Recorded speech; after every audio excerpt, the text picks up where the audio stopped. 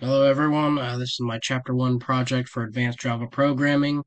This week we were asked to research the top 5 tech companies based on their revenue. I found that to be Apple, Alphabet, which is Google and their subsidiaries, Samsung, Hon Hai Precision, and Microsoft.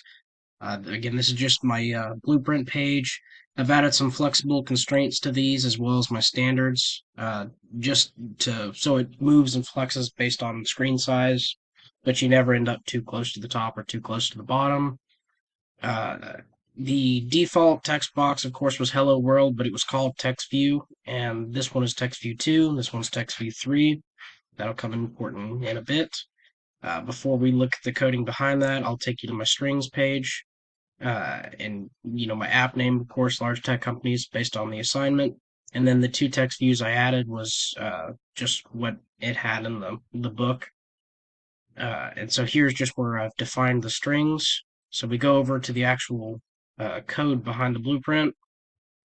We go over here to text view 2, that's this one. And I have called on the string that I defined up here. And I did the same thing for this one in my strings page.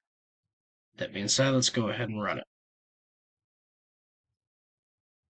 All right, there we go. Successful.